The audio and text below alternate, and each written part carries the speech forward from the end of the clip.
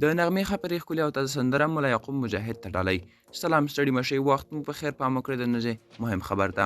پوره حاله سره ویډیو کې ګورو که چیرې مو زموږ یوټیوب چینل نه وي سبسکرایب کړئ نو په درنښت سره هم د اوس افغان نیوز یوټیوب چینل سبسکرایب کړئ ترڅو زموږ نوي او تازه او مهم معلومات تر تاسو ته ورسیږي. پام وکړئ د نږدې مهم خبر ته.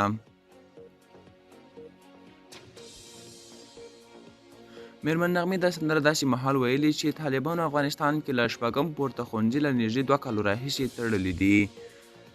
د افغانستان وتلې سندرغاړې نغمې له طالبانو غوښتنه کړې چې نجونې ښوونځیو ته پرېږدي او خدایي حق ترې نه اخیستل کیږي. خاطرې نغمې په دې وروستیو کې د افغان نجونو د تړلو ښوونځیو د پرانیستې غوښتنه په یوې داسې سندره کې کړې چې له موسیقۍ پرته یې ویلي او د طالبانو له حکومته یې غوښتي چې د نجونو د زده کړو مخه دې نه نیسي. نوموړي وایي له دغه سندرې موخه دا وه چې اوسني چارواکي باید ژر تر ژره د نجونو ښوونځي پرانیزي. له سید عبدالله نظامي سره په مرکه کې میرمن نغمې ویلي طالبان یې د سندرو مینوال دي او تمه لري غږ به یې واورېدل شي. هغه زیاتوي دا حقیقت دی طالبان همیشه زما سندرې اوري، ټول زما مینوال دي، زما علاقمند دي.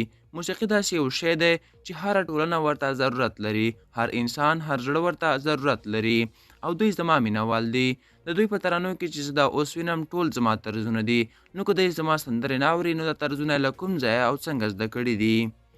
هغه وایي د نجونو د زده کړو لپاره به د خپل هنر له لارې کمپاین ته دوام ورکړي. میرمن نغمه وایي د امنیت او ټیکاو په برخه کې د طالبانو هڅې د ستاینې وړ دي، خو پر میرمنو لګول شوي محدودیتونه به افغانه ټولنه شاتګ ته اړ کړي.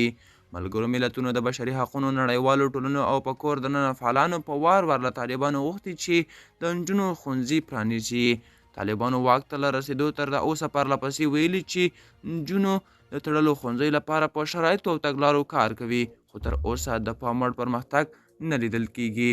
دوستانو دا و د نن ورځې چمتو کلی خبر. که چیرې غواړئ نور تازه او مهم معلومات ترلاسه کړئ نو همدا اوس افغان نیوز یوټیوب چینل سبسکرایب کړئ ترڅو زموږ نوي او تازه او مهم معلومات تر تاسو ته ورسیږي. تر بیا خیر چارې، ښه وخت.